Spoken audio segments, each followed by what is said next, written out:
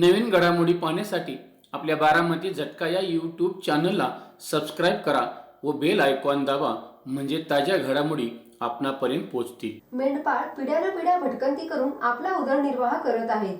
ते उघड्यावर संसार मांडून आपले आयुष्य जगत असतात। अशा मेंढपाळांसाठी सरकारने नवनवीन धोरणं आखावीत। सरकारने पहिल्या टप्प्यामध्ये 75% अनुदानावरती मेंढपाळांना अशा पद्धतीचा ट्रॅक्टर उपलब्ध करून द्यावा, ज्यामुळे त्यांचा त्रास कमी होऊन त्यांची भटकंती थांबेल।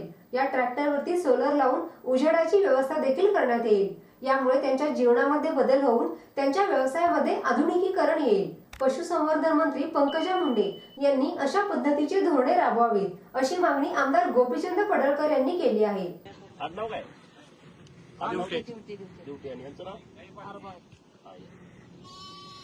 आज मुंबईला जात असताना वाटेमध्ये आमच्या धनगर समाजाचे मेंढपाळ बांधव यांची रावटी मायनीमध्ये पडलेली दिसली। मेंढपाळाचं जीवन अतिशय खडतर आहे। दिवसभरामध्ये सकाळी वाड्यावरून मेंढ्या सोडल्याच्या नंतर संध्याकाळी परत वाड्यावर यायचं म्हटलं तर किमान 30 ते 35 किलोमीटर आमचा मेंढका चालतो आणि वर्षातले 10 महिने, कमीत कमी 8 महिने आणि जास्तीत जास्त 10 महिने मेंढपाळ हे भटकंती करत असतात। कोल्हापूर जिल्ह्यातली तर परिस्थिती अशी आहे, 12च्या 12 महिने हे मेंढपाळ मेंढ्याच्या मागं या गावातनं त्या गावात फिरत असतात। आता पूर्वीची जी मेंढपाळांची पद्धत आहे, घोड्यावरती ओझं टाकायचं आणि तिथं कोकरी असतील, सगळं या पालाचं सगळं साहित्य असेल, धान्य असेल, लहान मुलं असतील, कुत्री असतील, कोंबडी असतील, ते घोड्यावरती टाकायचं आणि घेऊन जायचं।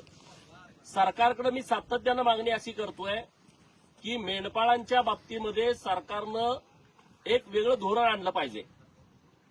तर त्यामध्ये आमची मागणी अशी आहे की एक ट्रॅक्टर जो 50 HP असेल आणि त्यामध्ये ही जे आमचे कागलचे मेंढपाळ आहेत आणि त्या मेंढपाळ बांधवांनी अत्यंत आयडियल पद्धतीनं, आधुनिक पद्धतीनं या ट्रॅक्टरची ट्रॉली बनवलेली आहे। त्या आमच्या लखमाताई आहेत, आता त्या इथं वाड्यावरती होत्या। खाली इथं लहान लहान कोकरी किंवा आजारी पडलेली मेंढरं इथं ठेवता येतील। आतमध्ये स्वयंपाक करण्यासाठी जळण वगैरे आहे आणि वर एक कप्पा केलाय, त्यामध्ये साहित्य ठेवता येईल। तर सरकारकडे माझी अशी मागणी आहे की पहिल्या टप्प्यामध्ये सरकारनं 75% अनुदानावरती आमच्या मेंढपाळांना अशा पद्धतीचा ट्रॅक्टर उपलब्ध करून द्यावा की जेणेकरून त्यांची जी हेळसांड होते किंवा त्यांना दिवसभरामध्ये जो त्रास सहन करावा लागतोय तो होणार नाही। हा ट्रॅक्टर दिल्याच्या नंतर त्याच्यावरती सोलार पॅनेल लावून इथं संध्याकाळी वाड्यावरती उजेडाची व्यवस्था करता येईल। आता ह्या बाजूला सर्व कोकरी आहेत, जे रानामध्ये जात नाहीत, त्यांना इथं बांधूनच खायला घालावं लागतं। आता ह्या बाजूला जे पाल आहे तिथं काही सुविधा नाहीत, अत्यंत उघड्यावरती। आता लहान बाळ इथं झोपलेलं आहे, अत्यंत उघड्यावरती हा संसार आहे।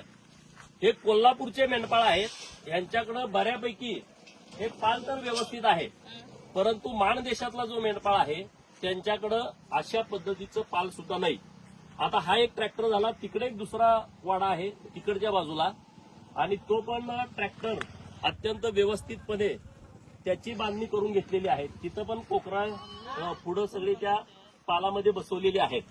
तर मायबाप सरकारकडे माझी एवढीच विनंती आहे की मेंढपाळांच्या जीवनामध्ये बदल व्हावा आणि त्यांच्या या व्यवसायामध्ये आधुनिकीकरण यावं, नाविन्य काहीतरी त्यांच्या या व्यवसायामध्ये यावं, अशा पद्धतीची सरकारनं धोरणं राबवली पाहिजेत। सरकार तर मेंढपाळांच्या बाजूने प्रयत्न करतंय, परंतु आज मला इथं जाताना हा वाडा दिसला आणि त्यांनी त्यांच्या संकल्पनेतून एक नवीन ट्रॅक्टरची व्यवस्था या व्यवसायामध्ये केलेली आहे।